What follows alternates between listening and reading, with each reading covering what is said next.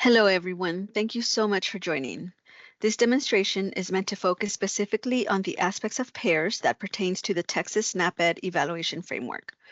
I am going to walk through how to create a PSE site activity in PEARS, focusing on the sections that UTHealth needs for reporting to HHSC, general information, partners, strategy, and changes adopted. If you have specific questions about using PEARS, please feel free to set up a separate meeting with us.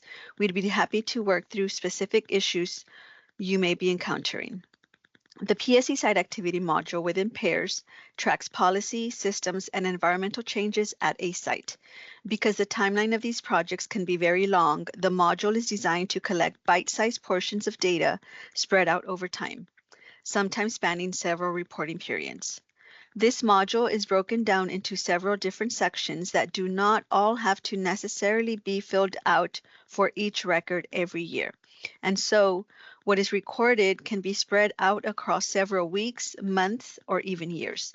In fact, once the initial record is created, copying the record to the following year is streamlined to further reduce the amount of data entry required. So let's start by going to the PEARS website, PEARS.io, and logging in. Once on the home page, navigate to the Engage tab and select PSE Site Activities. When you open the PSE Site Activity module, PEARS automatically applies filters for the current reporting year and the user. If you need to work on an entry that is not displayed, remove the filters so that all entries that have been created for your organization are displayed. For this tutorial, we will be creating a new PSE site activity. Click on the green Add button in the top right of the screen. You will then see the first section of the PSE form, General Information. Before we start reviewing the fields, please keep in mind that the red asterisk next to the heading of a field indicates that the field is required. You will not be able to save the record until you have added input into that field. Using the drop-down menu under Site or Organization, find the site of the PSE work you are reporting on. For these purposes, we will select a random site just as demonstration. If your site or organization is not listed, it will need to be added by going to the Manage Sites under Administration Settings. Only programming managers and organization administrators can add, edit, merge, or delete sites. If multiple locations are involved in this PSE work, you can choose an organization such as a school district. However, you should only report on PSEs implemented at the organizational level. PSEs implemented at each individual site within that school district should be reported on a site-by-site basis. For example, if you are working with a school district to implement district-wide policy around vending machines, you can create an entry for the district as an organization. You will only report on the district-wide projects here, the vending machine policy. If you are implementing different projects in individual schools, you will need to create a PSE site activity for each of those schools. Some important things to keep in mind when creating PSE entries. The PSE site address must be the address where the PSE change is taking place, not your own organization or subcontractor's office. If you are implementing the same PSE activity in multiple sites, you will need to create a PSE site activity for each site. You can create one entry and then copy it and edit for every other site that needs an entry. If you are implementing multiple PSE activities in one site, you can create one PSE site activity and include all PSE changes that are taking place. Each PSE change could be in a different stage of implementation, resulting in multiple implementation stages per site. The next field is the PSE project or description. This is an optional field. You can enter a short name or description for this PSE effort. The next required field in the form is the project name. Click on the drop-down menu and select your project. In the next field, you will need to enter the intervention name. When you place your cursor in the field box, a list of choices will be displayed. Choose the intervention or initiative most related to this activity. You will need to contact your organization's administrator if your intervention is not on the list. If you select Other, please enter a description of the intervention in the field labeled Intervention Other. In the next field, you will select the primary unit where this PSE site activity work is taking place. For UTHealth, we are only able to see the state level, but for many of you implementing agencies, you should be able to see state, region, or county level. If the program area field displays, click on the drop-down menu to assign a program area to the record. Next, check the pertinent boxes to indicate whether the PSE site or organization is a USDA summer meal site, Indian reservation, or military base. You can select any or all that apply. In the next field, select the PSE setting from the drop-down menu. You will see different options under the headings for settings where people eat, learn, live, play, shop, and work. The PSE setting is the type of site. If Other was chosen for the PSE setting, whether under Eat, Learn, Live, Play, Shop, or Work, please add a description of the setting in the PSE setting Other field. The next field in the general information form is intervention topics. Place your cursor in the field so you can see the list of topics and select the intervention topics that the PSE falls under. You can select all the topics that apply. If you need to remove a topic, you can click the X on the label.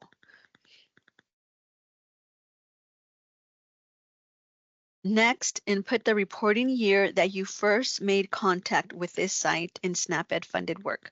For example, if you are already in the implementing changes stage, but you first contacted this organization 2 years ago, you will enter 2023. Under stages of implementation, choose which stage of the program planning continuum the PSE work is in for the current reporting year. If you selected started implementation of changes, you have the option to enter the approximate date you began implementing changes. If you have more than one PSE project at this site, you can select multiple stages of implementation.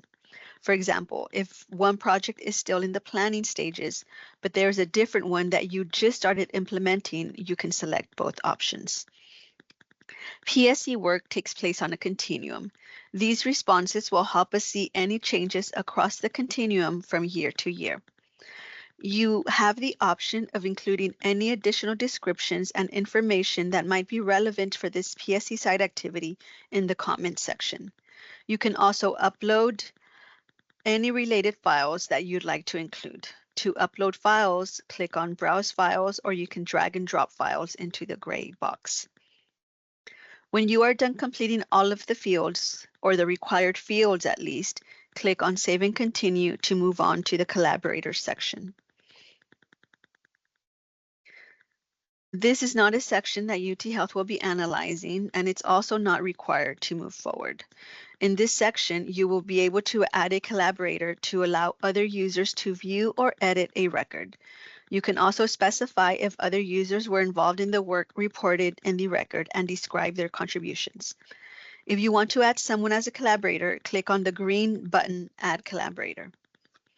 When the Add Collaborator window appears, begin typing the name in the user field. Then select their name from the drop-down list. If the user was involved in performing the work described in this record, click on the checkbox.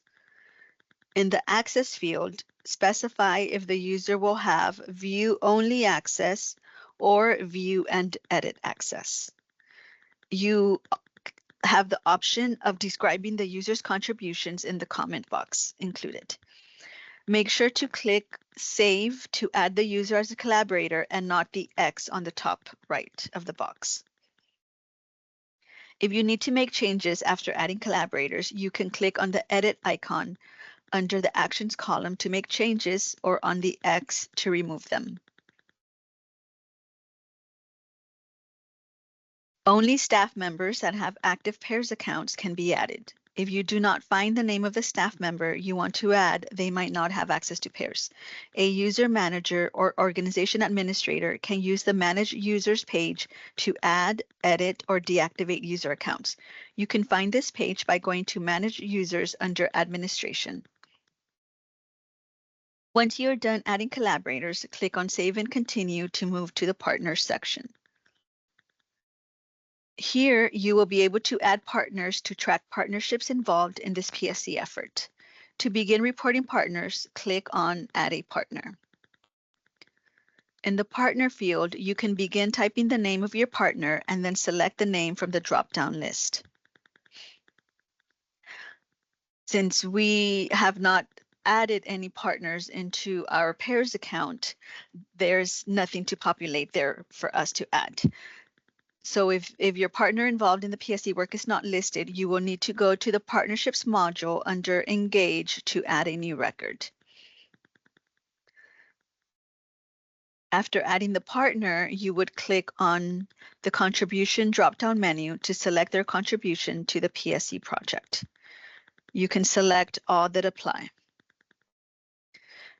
Again, be sure to click on Save and not on the X at the top right in order to save your entry.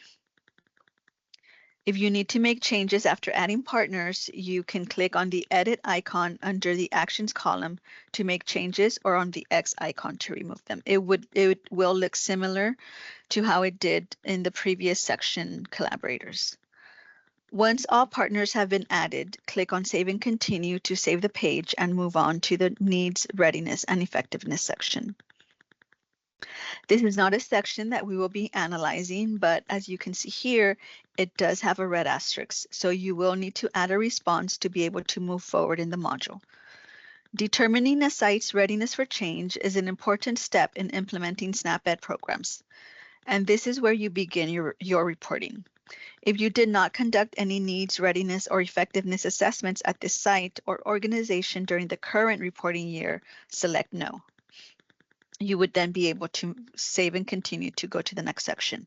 If you did conduct any type of assessment, select Yes, and then complete all the fields to add your assessment, or at least those with an asterisk, so that you can move on to the next section. So we'll select Yes to go to see the screen, and then you would click on Add Assessment. You will need to select the assessment type from the drop-down list. Then select the survey instrument that was used. If you select Other, please be sure to add the name or a brief description in the text box. The rest of the fields are not required. You have the option of adding the approximate date the baseline assessment and follow-up assessment were administered, along with a description of their results and assessment scores. Once you finish, click on Save. You will see your needs and readiness assessment on the screen. Again, if you need to edit, you can click on the Edit icon under Actions, or if you need to remove anything, you can click on the X. Once you finish, click on Save and Continue to move on to the Strategy section.